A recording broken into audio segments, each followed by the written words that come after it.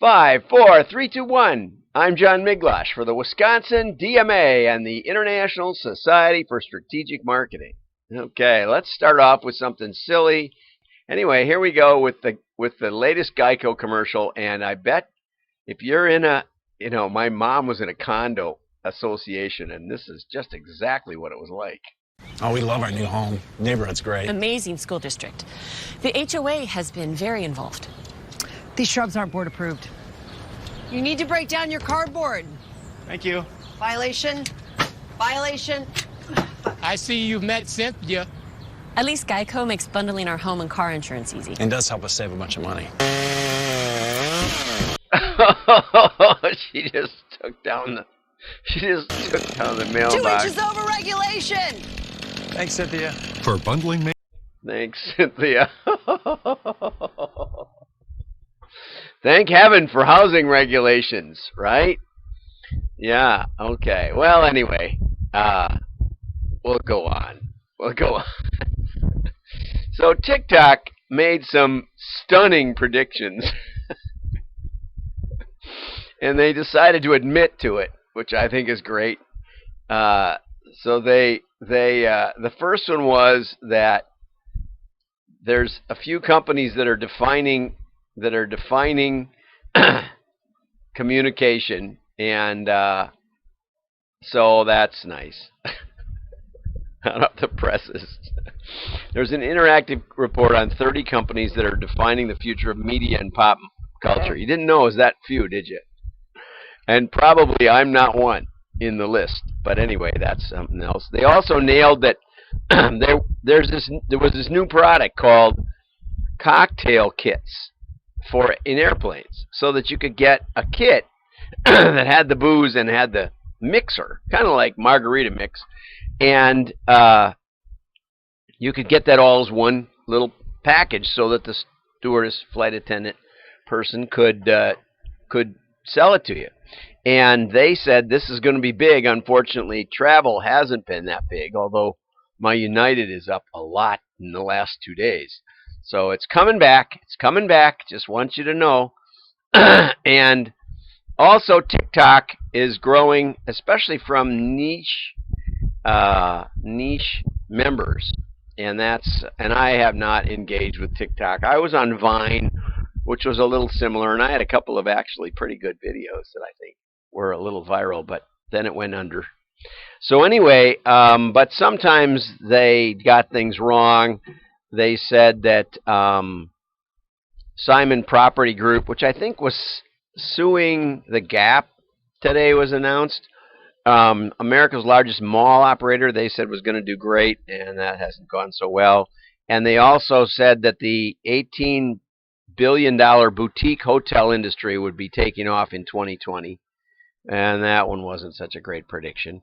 But worm farms have gotten big down under, and now they're wriggling into the United States. We fish with worms, but I don't think that's it. I think they're selling them for organic farmers, and worms are great for the soil. Nothing better. We have lots of worms in Wisconsin. And also tiny Nutella jars and miniature cooking equipment for the tiny cooking shows, which I don't know if you've ever seen, but they're fun to watch. Okay. Next on the charts, this is a black entrepreneurs this week delivered a message to companies wanting to address racial inequality. And, oh, by the way, I'm not sure it's race, it's inequality. But inequality is an all-time low in the globe. One of the challenges for the new millennium was to cut global poverty. And you may not have heard this, because who hears this? But by many definitions, one was making less than $1, living on less than $1 a day. Another one was living less than $10 a day. By both of those measures, by 2020, global poverty was cut in half. And a lot of it was because of research by guys like, oh my gosh, he's a Chilean economist, and he's got the name of an explorer. and I can't think of it. I'll edit it out, but it'll come to me. And he studied, and he's found out that the number of obstacles to starting your own business, and it did a couple things. It forced businesses underground, and there aren't a lot of economies of scale if you're operating just out of your house, right? And so he basically figured out how to do an ollie in-free in Chile, and then he studied the obstacles of business incorporation in countries around the world. And there was a direct correlation between poverty and the difficulty starting a business. And one of the other things that he found was that countries around the world have huge squatter problems. And it's not, I mean, problem or not, the United States had a turbulent history that you haven't ever heard about. The Mystery of Capital is the name of his book. I highly recommend it. It's a great read, and it talks about how the early colonies realized that they wanted to get people over the Appalachian Mountains. They wanted to get people to move inland to settle. It was in their best interest, and people wanted to do that, and they were huddling on the coast. And the incentive often was free land. So soldiers in the Revolutionary War were paid in free land. And the problem was there were multiple claims to the same land. So in Pennsylvania, as a great example, William Penn had claim from the King of England to everything west of, in this slot. And you can see early maps that go all the way across. Don't know where they end. They don't have any ending. They make these big stripes to the west. Okay? So you get out there, and there could be a land grant that was given to William Penn's nephew or somebody. You could have a land grant title that said, I fought in the Revolutionary War, so this piece of land belongs to me. But there could be other claims. There could be multiple claims. But as people moved out, they got there, as more and more people, what happened is the landowners, and George Washington, I think, and Thomas Jefferson both complained about all the squatters on their land and what are they going to do about it.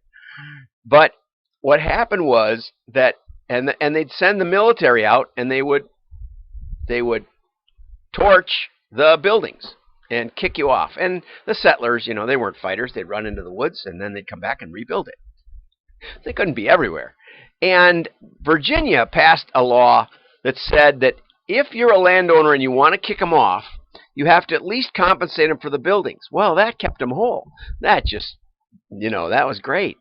And then I think it was Ohio where it said if you want to kick them off, you have to pay them for the land and the building. One of the problems was, the governments, they were selling off land, and I have the documents going back to the original 640-acre parcel.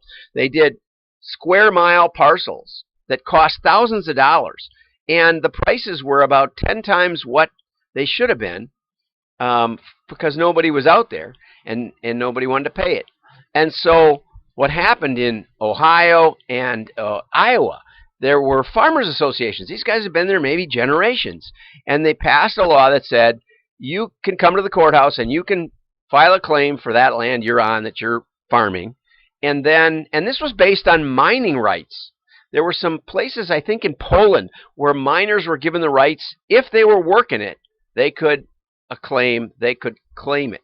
And also out in California, where there was mining. They patterned it after that, and they said, you can announce that you want title clear and free to this land because you're on it.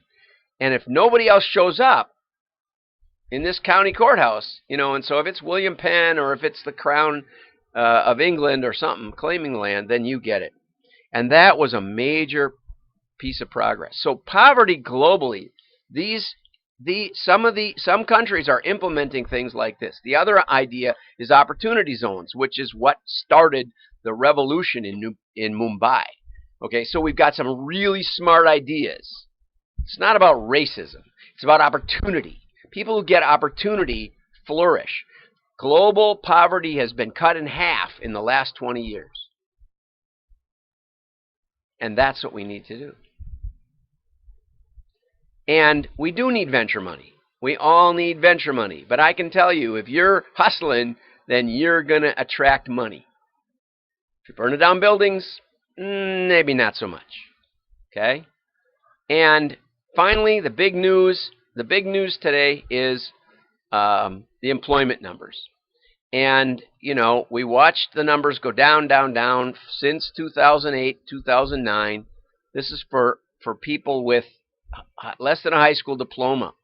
And, you know, everybody points out this great progress here that President Obama made, but it only got to approximately where we were. Okay? Went up to there and then went down to where we were. And where we were was at a pretty good spot right before it crashed, right? And it was about where we were in 2000, okay? So the trick is, here's the trick, and here's 2016. The trick is that how do you get it down further than that? And that is the hard part. That is the really hard part. And that's what the opportunity zones were about and other things that got us to historical low black unemployment. And then, of course, it shot up, but you can see the little hook on here is coming back down. And I think there's a couple of graphs that show that it's coming back down a little clearer. A lot of numbers in here. Here's the temporary layoffs gone down. The net is down about 2 million. So we're making progress. Have a great day.